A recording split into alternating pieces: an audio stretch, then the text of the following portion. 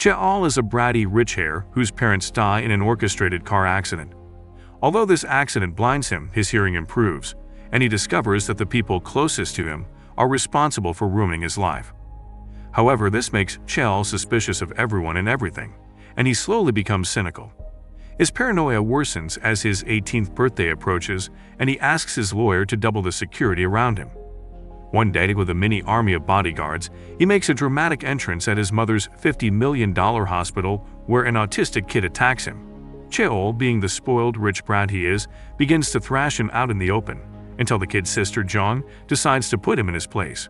As she calls him out on his bullshit, their father, who works for Cheol's hospital, shows up and begs for forgiveness for his children's misbehavior, only for the trust fund baby to fire him without an ounce of remorse.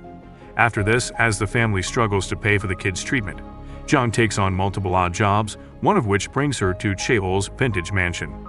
They recognize each other, but Cheol still interviews her and asks whether they've met before, fully convinced she'll lie to get the job.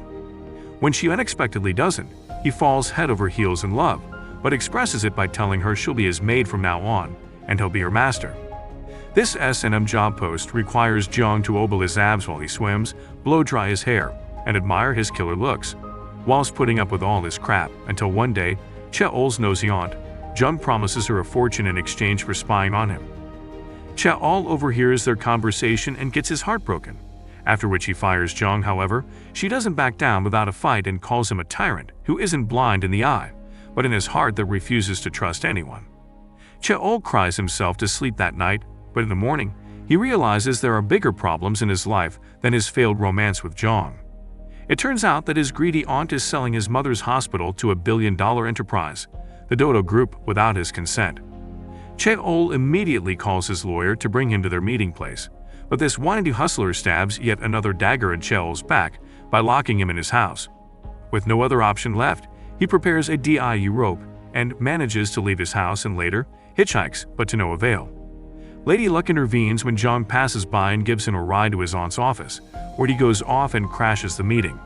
After firing her as the hospital's director, he accuses her of locking him up and planning his parents' accident, making her wonder why his screws have suddenly come loose. Meanwhile, Cheol's uncle Il-jae receives a blackmail call from Dodo Group's salty CEO Gwang-woo, who knows about his secret side chick. In exchange for keeping this secret, he wants him to finish Cheol like he did his parents, and make arrangements to help his company buy the hospital. This conversation is overheard by Jung, who threatens to report him for causing her sister's death, only for Il-jae to remind her how she lied about Cheol's eyes when they could have been fixed with surgery. Over the next few days, as Cheol pines and searches for Jung's marital life falls into a ditch when she finds out about her husband's affair. In the heat of the moment, she breaks into his mistress's house and catches them red-handed, only for the side chick to push her off the stairs. As she succumbs to her death, her cheating husband leaves town. Meanwhile, Cheol manages to convince Jong to get reinstated as his maid, and their romance begins to bloom when he gives her a necklace.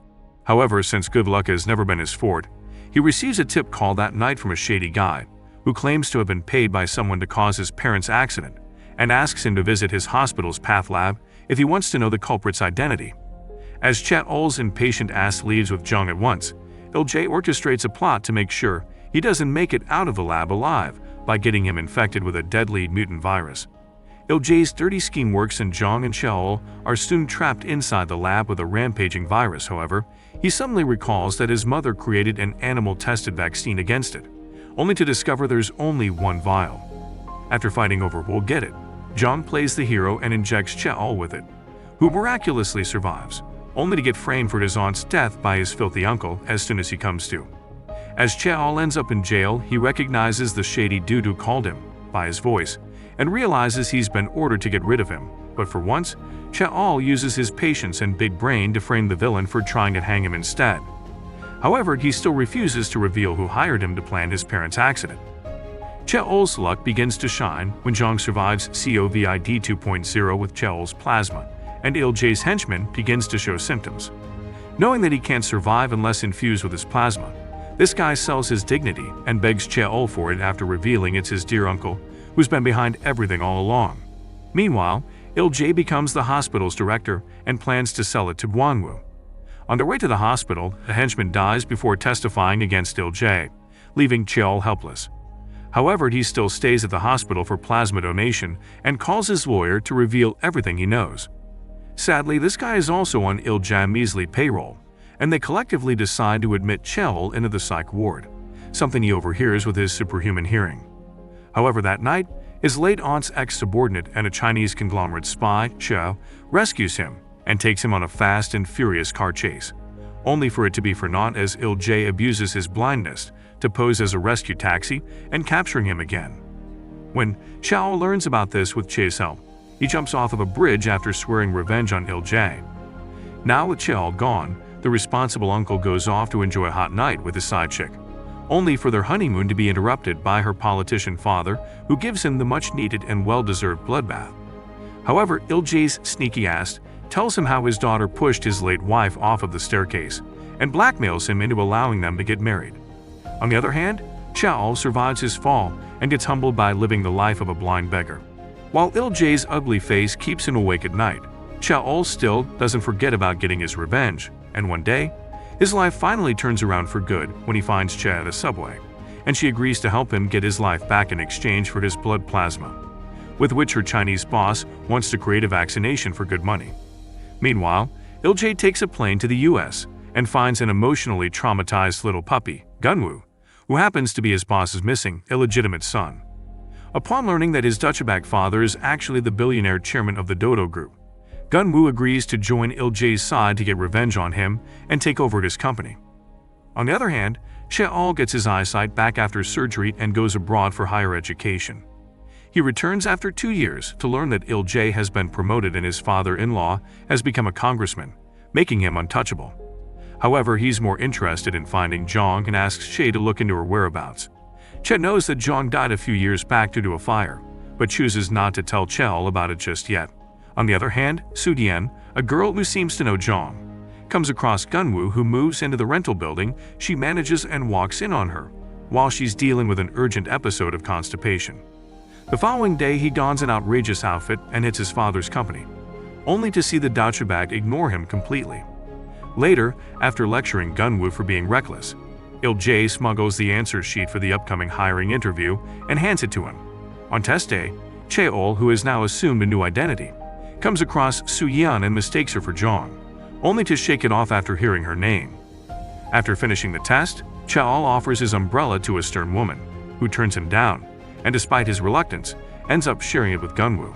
Meanwhile, Che attends Il-jae's father-in-law Wang's celebration party and begins to knit her cobweb by establishing social connections. Later, Wang gets called by the Dodo conglomerate's chairman, Xiong, who thrashes him for being a good-for-nothing, third-grade politician, while he takes the insult quietly like a faithful dog, only to later plot Xiong's downfall with Il-jae, who plans to take over the company by buying all its shares. When the test results come out, Su-dian celebrates her success with her lawyer friend, and with more hope, attends their interview, which happens to be a lie detection test, since the company suspects there's a spy among the participants. Both Gunwoo and Cheol clear the test by selectively answering their twisted questions, and Su-dian with her blunt honesty. The 40 shortlisted candidates are then moved to the second round, a reality TV show set where they live together, train together, and suffer together. The suffering mostly ends up in Su-dian's pocket, since the training tests their physical strength, a life skill that she never acquired. Cheol, on the other hand, gains the upper hand and even surpasses Gunwoo, who scored first place in the written exam thanks to the gods of cheating. This doesn't sit right with Il-jae's jealous ass, and he puts a recording device in Cheol's bag to frame him as a spy, only to discover that the chairman's wife is backing him. Il-jae's habit of sucking up to rich people makes him get off Cheol's back, and he resumes his training. As the physical section of it continues, Su-dian continues to suck big time, and even manages to break her nose during one of the sessions. Given this and her entire series of failures, she lashes out during their lunch break one evening, questioning why the company didn't just hire athletes if they needed taekwondo champions in their department. This is overheard by their manager Moon, who playfully lets her off with a penalty. However, her competitors all judge her and singled her out during the next test, which is a mini MasterChef showdown. Gunwoo ends up in her team against his will, while Cheol ends up with Sung-ae, the girl who got the highest scores during the physical tests. However, his sneakiness backfires when Soo-yeon wins this round with flying colors, while Cheol ends up with burnt scraps for dinner. The next round tests their hand-to-hand combat skills, in which Cheol voluntarily goes up against Gunwoo, who is a trained martial arts champion. This professional round turns into a catfight when Cheol decides that rules are for losers and doesn't follow any. Meanwhile, Il-jae wins the first case for the Dodo Company against a rival group and shows up at the training academy with the candidate's next assignment. It requires them to devise a legal approach for the second round of the case in teams. While gathering intel, Cheol looks up the CCTV videos of the rival company's employee who died in a road accident. It seems suspicious to him, because this guy is the one who manipulated legal documents to frame the Dodo group for corruption, but conveniently went missing right after. Meanwhile, Soo-yeon struggles to find a team, so she throws a tantrum and hoards all the books related to similar cases from the library, refusing to share the details with anyone. Gunwoo receives the official second-round plan from Il-jae. However, Cheol's trust issues make him play detective, so he tails them and eavesdrops on their entire conversation. Now aware that Il-jae wants to win the case through a settlement by buying the third party that supplies raw materials to their rival company, Cheol takes the road not taken and starts believing that the employee who died faked his own death since the body was never found. Surprisingly, with the help of her lawyer friend and research, Soo-yeon arrives at the same conclusion, and Gunwoo, who uses his face card to create a spy in Cheol's group, also arrives at the site of the accident to keep Cheol from getting ahead of him. Since the three have reached seemingly the same conclusion, they head back to the training office to watch more videos of the culprit. Sung-hae, who is a part of Cheol's team, notices that he's wearing a waterproof diver's watch, which points to the fact that he may have crossed the nearby river. Gunwoo's nosy ass overhears this, and all three of them, including Soo-yeon, race to the nearby police station like some salty 5-year-olds to be the first to get their hands on the footage, only to end up watching them together. However, as both the boys drift off midway, Soo-yeon finds the evidence and takes it to the authorities to dig for more info on the runaway. They wake up to this grand surprise and try to find where she is. Meanwhile, the culprit, who has lost a few kilos since his death faking, gets taken to a police station for driving an unlicensed vehicle. Soo-yeon arrives at this station where she's ambushed by the simps who can't take no for an answer but plummets them to the ground easily.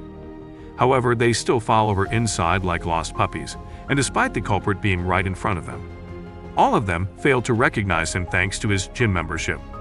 Meanwhile, Chae sets a meeting with the third party's CEO, which Cheol crashes posing as a TV reporter, and collectively, they threaten him with how negatively the public will view him for turning his back on his current partners.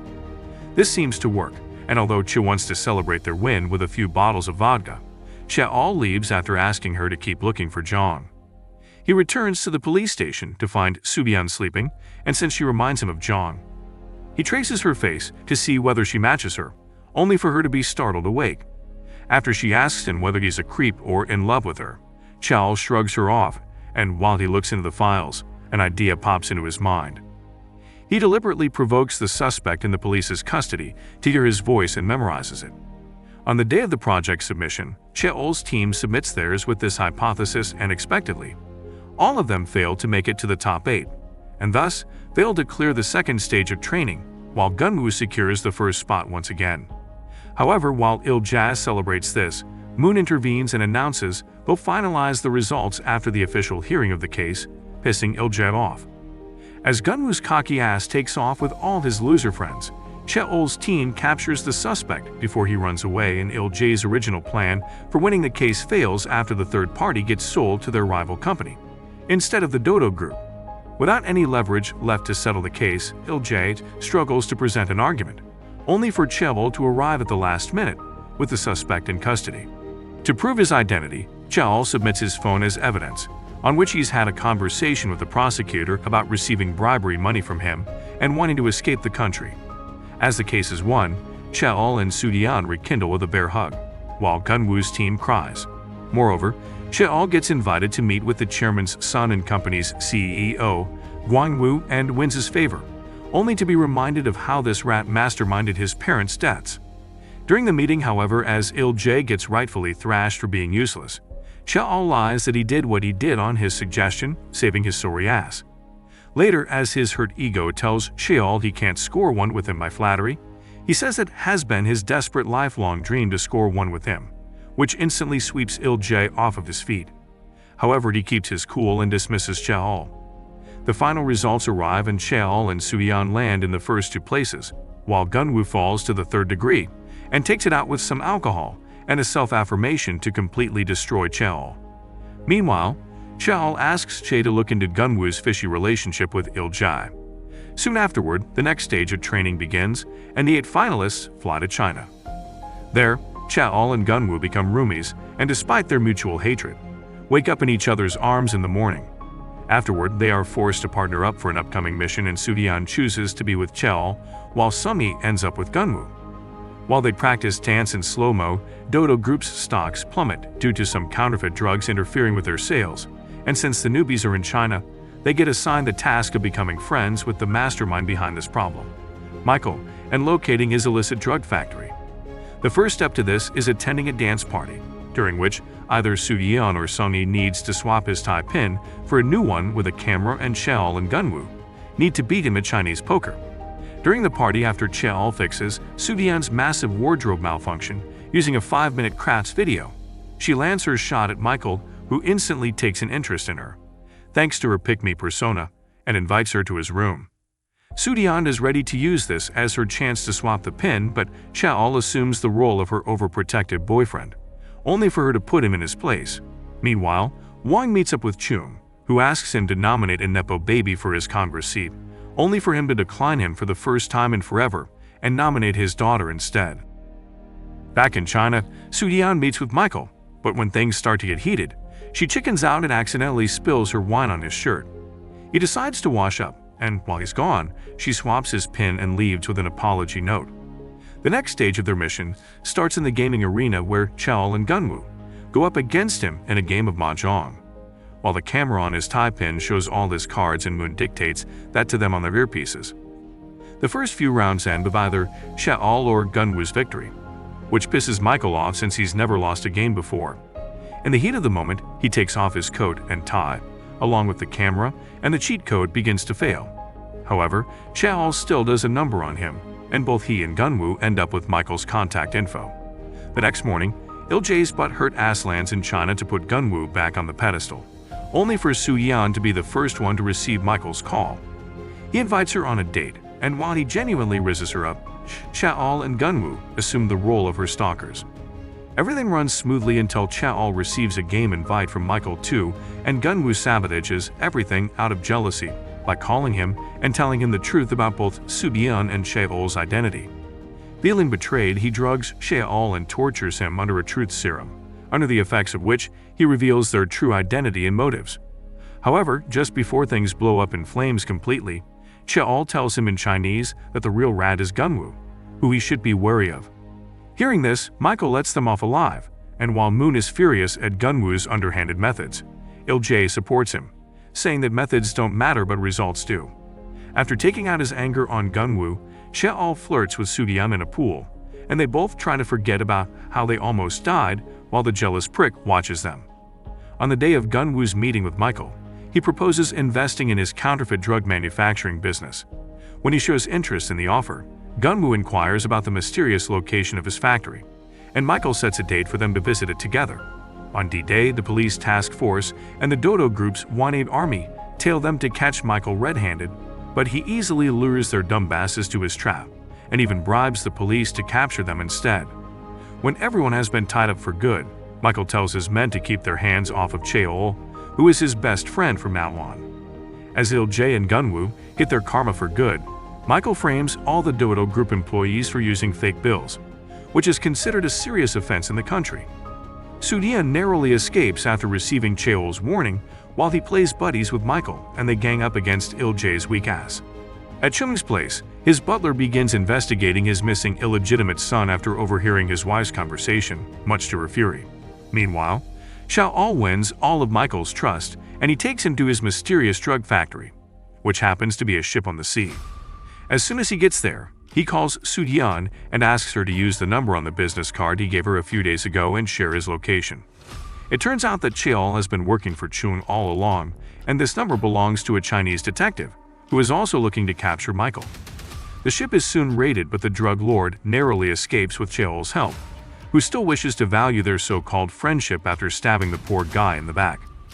With this mission's success, Cheol finishes his training arc with the best scores and gets invited to meet with Chung while Il-jae continues to bitch and moan about it.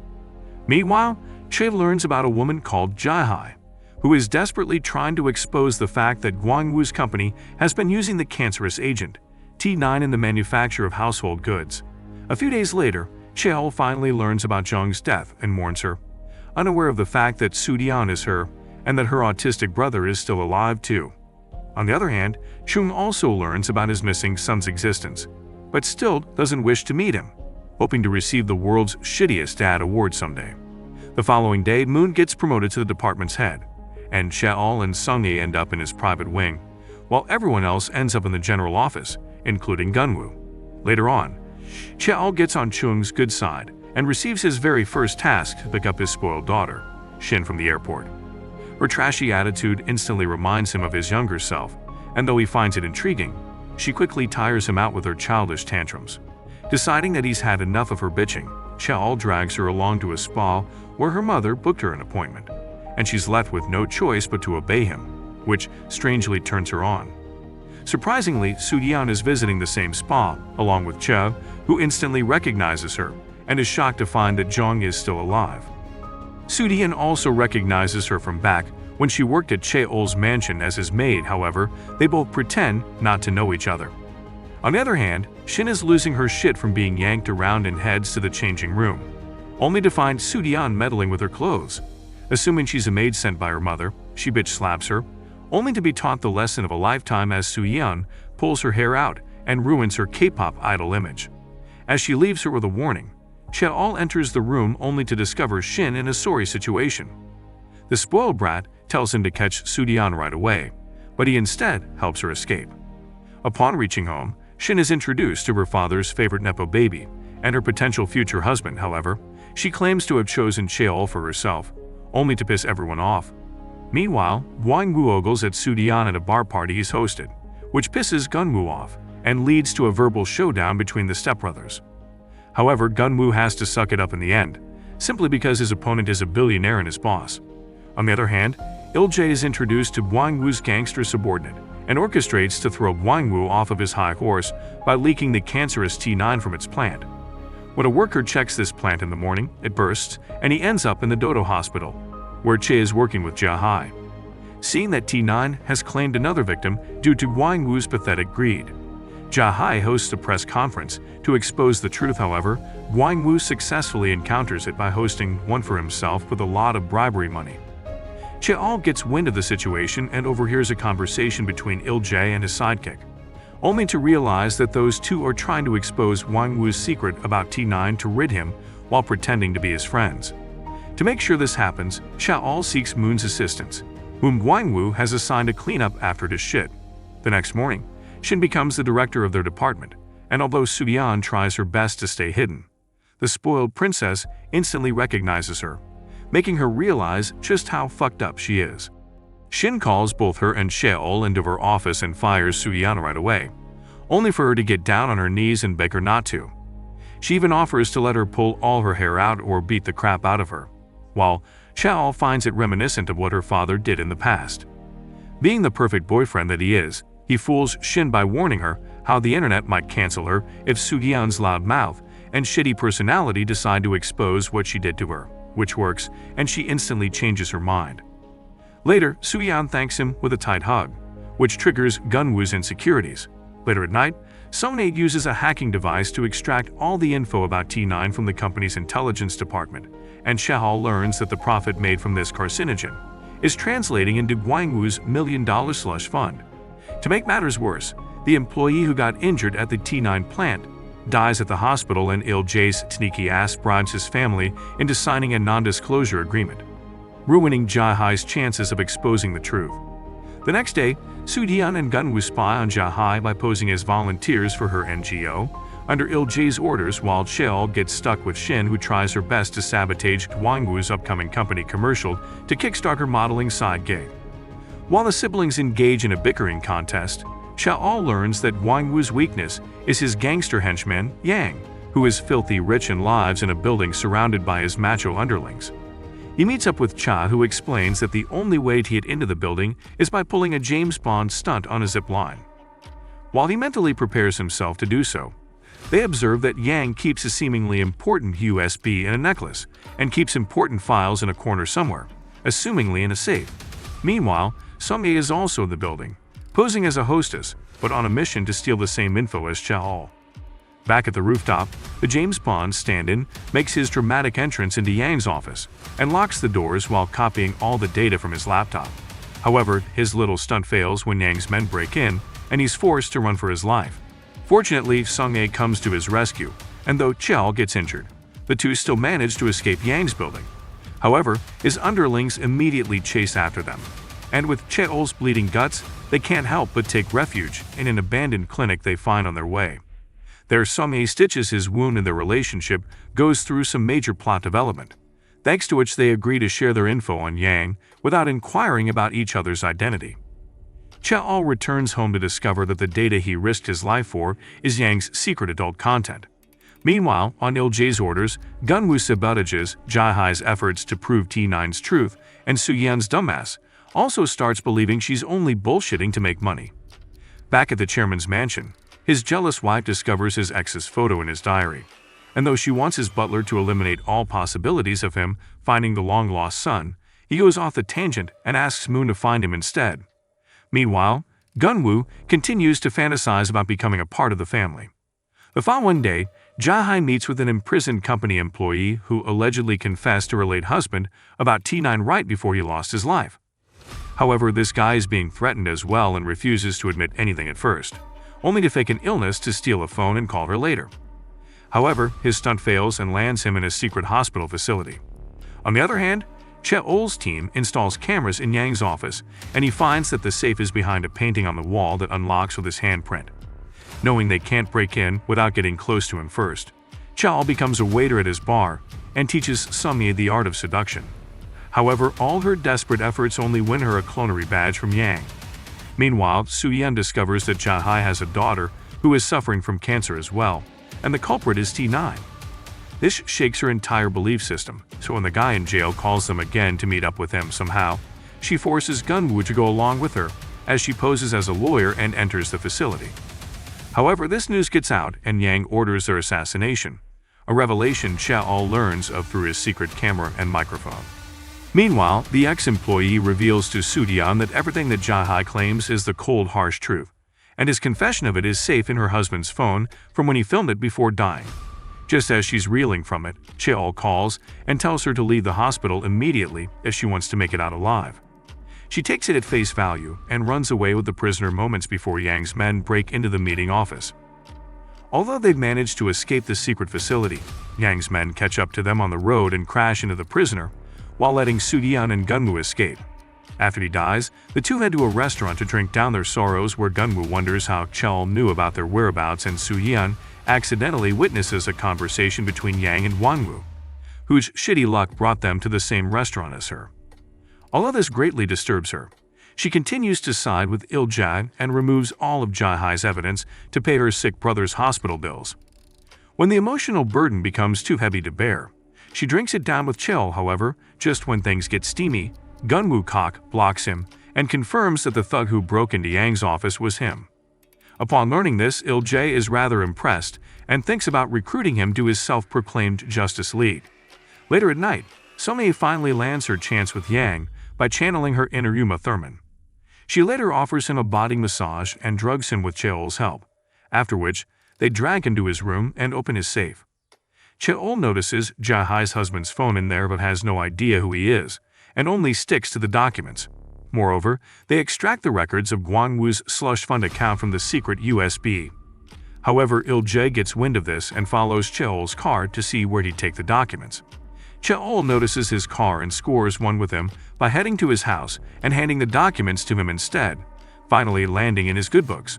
However, this happiness is short-lived because only days later, Jae-hai gets falsely accused of leaking T9 and ends up in prison while her poor, sick daughter is left in the guilt-ridden Soo-yeon's care.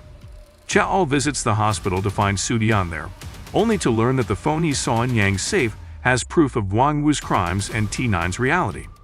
He starts to believe that Il-jae will try his best to cover up this investigation, but to his surprise, he swears to expose it with the help of the rival company's lawyer. That night, as he accompanies a wasted Il-jae back home, he confesses that he wants to take over the Dodo company after removing Wang Wu from his path, which Shaol records on his phone. The following day, the filthy CEO continues to flirt with Su-yan while Gunwoo tries his best to ruin his chances of getting laid. Meanwhile, Shaol learns about Yang's scheduled arrest and helps him escape by posing as his loyal dog. On the same day, the police make it to the company as well and arrest Wang Wu in front of his father while he tries all his dirty means to escape but fails.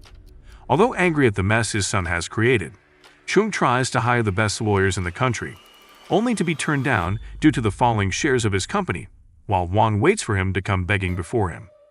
On the other hand, Il-jae heads to the prison with the offer to be Jai-hai's attorney. However, his chances are spoiled rotten when Su-yan's lawyer friend arrives at her request and gets hired instead.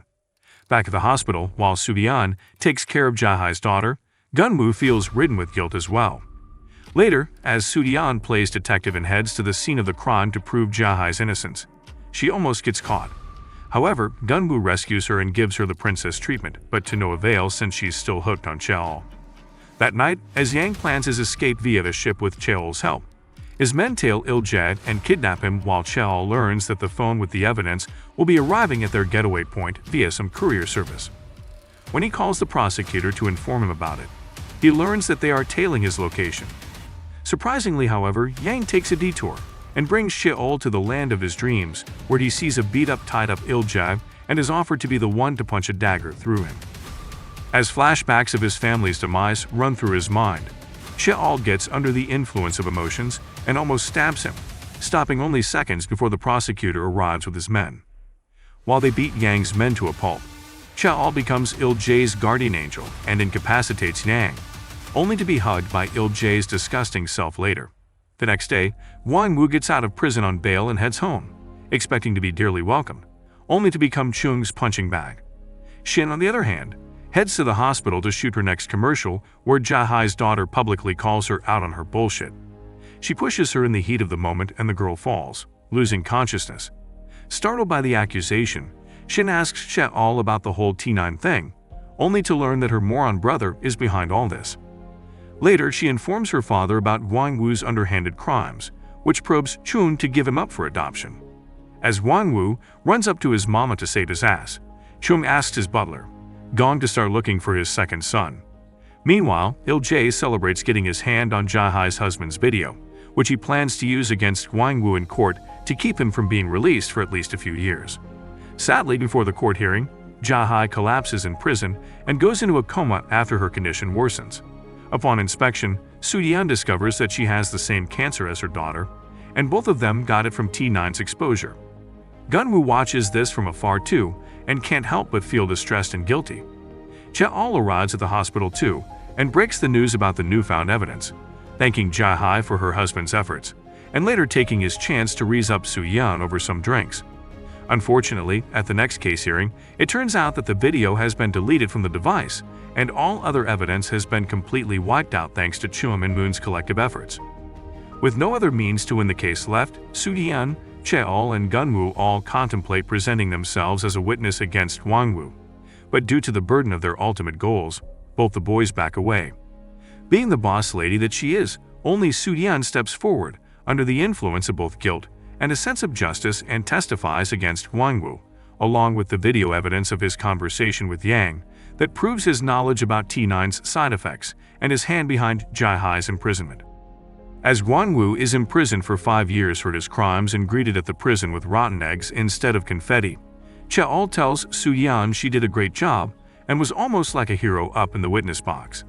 Meanwhile, all hell breaks loose at Wang Wu's house as Chung suffers from a heart attack, and his wife whines about Su-yan's betrayal. On the other hand, Il-jae celebrates this victory by shooting himself in the foot and introducing Cheol to his secret base, where he buys the Dodo company's stocks with fake accounts. He later shares this info with Cha, and the two begin plotting about how to get Cheol's stolen $50 million back. Meanwhile, Su-yan meets up with her hospitalized brother, who wears the necklace that Cheol gave her back in the day, and later watches Chung's public apology on the TV with Jahai and her daughter. Later at night, Cheol's luck continues to shine as he finally meets up with Wang and the military top brass that backs his sinister agendas.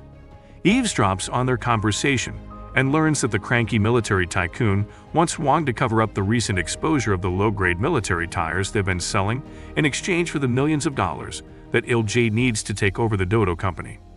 The next day, Soo-dian shows up to work only to be treated like a total outcast by all the bootlickers around her.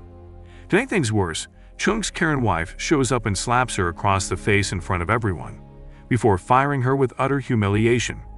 Cheol is furious to see this but sucks it in. He later sees her off and Soo-yeon thanks him for everything he has done for her until now. Sometime later, he kickstarts the second part of his plan and reaches out to Chung as a secret informant. He exposes Il-jae's motives to him, and as proof, plays in the recording of drunk Il-jae confessing to his plan to take over his company. He further warns him that the snake will start buying his company's shares as soon as they hit rock bottom. This news reaches Il-jae and he decides to use new bank accounts to buy the shares, making Cheol's plan a success. That night, he heads to the restaurant where Soo-yeon works and even drops her home, earning the title of her only friend. Meanwhile, Moon learns through Sung-ae's investigation in the US that it is indeed Gun-woo who is Chung's son.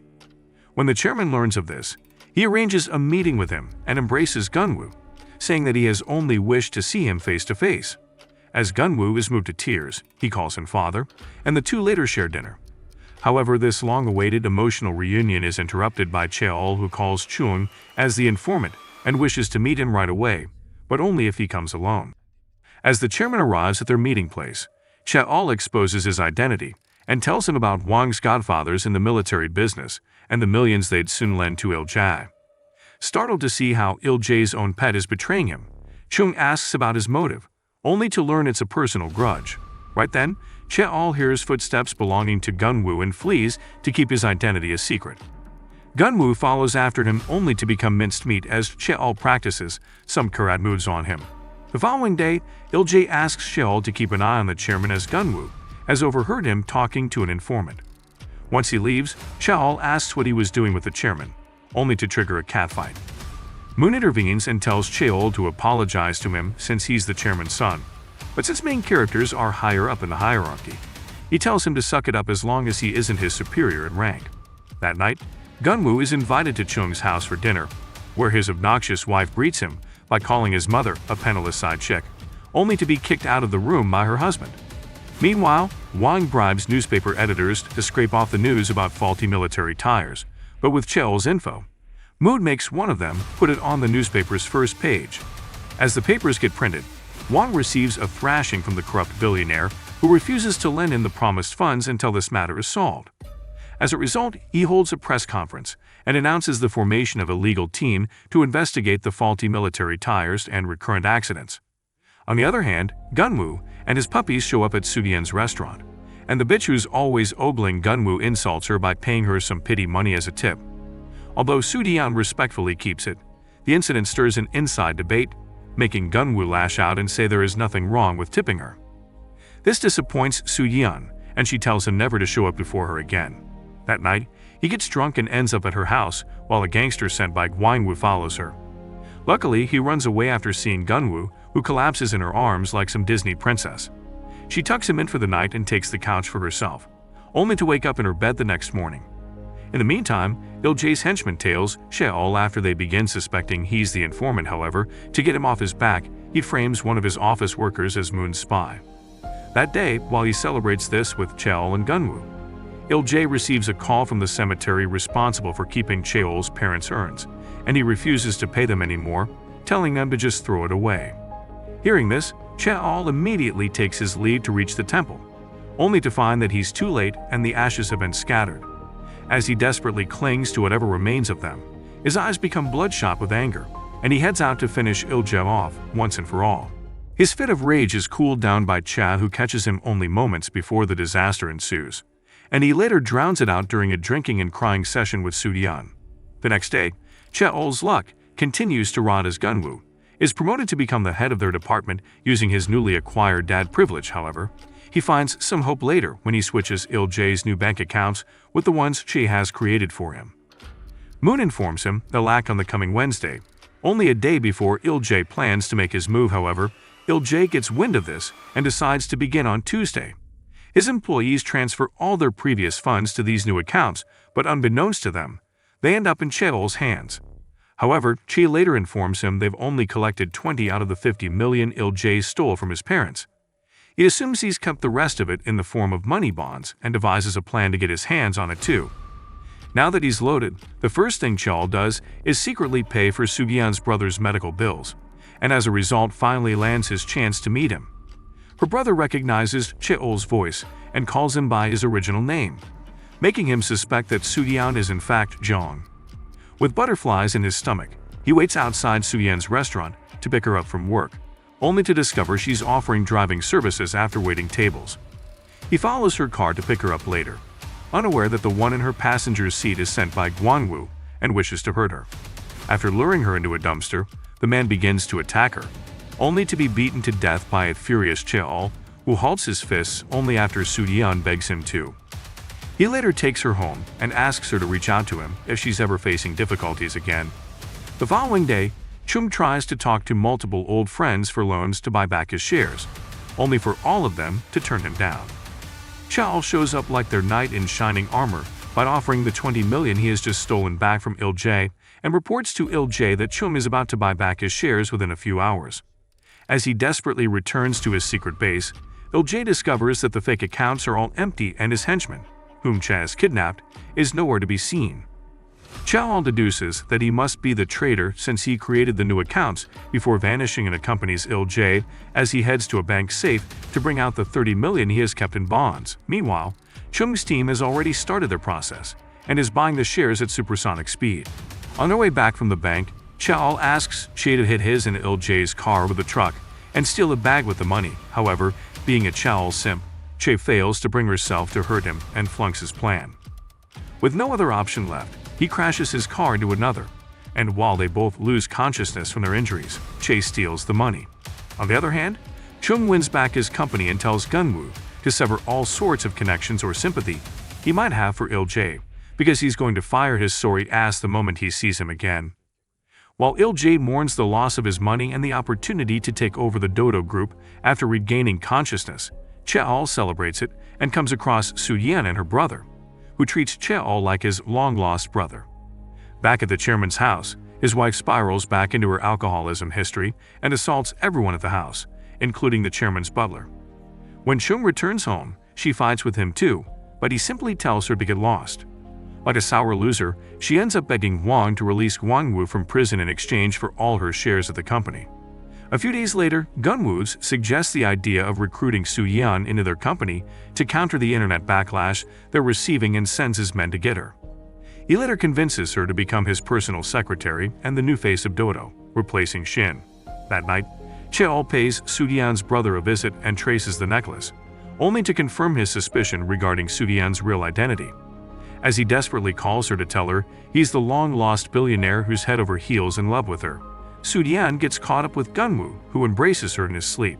On the other hand, Il-jae begins suspecting Cheol's identity and asks his wife to use his blood sample at his parents' hospital and the one taken in the current one to do a DNA test. Meanwhile, Moon collaborates with newspapers to print more stories about the military tires, creating a rift between Wang and his military supporters. Upon receiving Cheol's phone calls, she finally breaks free from Gunwoo and friend-zones him before agreeing to meet up with Cheol. As she takes her leave from work and heads to the bus stop, the hopeless romantic follows after her and offers to give her a ride, but Soo-yeon turns him down once again. Cheol, on the other hand, gets on the same bus as her after waiting for hours and assumes the role of her shoulder pillow as she sleeps through the ride, while Gunwoo's salty ass watches them from his car. The lovebirds take a walk after the bus ride, during which Cheol tells Soo-yeon she should just start liking him, or at least allow him to like her if she can't.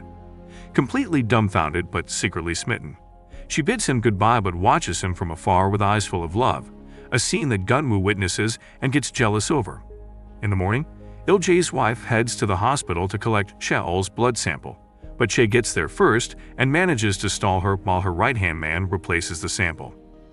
Il-jae finds some relief when the blood samples don't match, while Cheol continues to win Soo-yeon over by playing with her sick brother and treating them both kindly. The following day, Moon puts Cheol and Sung-ye together in a team to uncover the military company's truth, and they manage to get their hands on the faulty tires before the CEO orders their extermination. Once the reports about them being defective are out, Chung assigns the task of uncovering this to Gunwoo, hoping to finish both Wang and Il-jae at the hands of their most beloved dog. That night, Wang hosts a dinner party with his military godfathers and case prosecutors, where Cheol implants a camera and videotapes them as they mess around with women and make jokes out of all the people who have died from their incompetence. Thanks to the millions offered by the military company's CEO, all the prosecutors agree to give the verdict in his favor. However, when D-Day finally arrives, Wang loses face, and the case as this video is revealed to the audience and all their secrets are unfolded. At the same time, Gunwoo presides at the press conference, which uses the same case to completely destroy Wang's image, along with butchering Il-jae. Watching this on the TV at the hospital, Il-jae can't fathom it and loses his shit, only to be admitted into the psych ward on account of insanity. Meanwhile, as Gunwoo's attempts to win Soo-yeon over continue to fail, she cooks dinner for Cheol one night at his house and upon being questioned about her first love, admits that it was a rich billionaire boy she once worked for, who was kind despite being cynical, and was a total heartthrob, making every one of Cheol's dreams come true. This brings Cheol's revenge plan to an end. Comment monster below to let us know you enjoyed this story and make sure to like and subscribe. See you guys in the next video.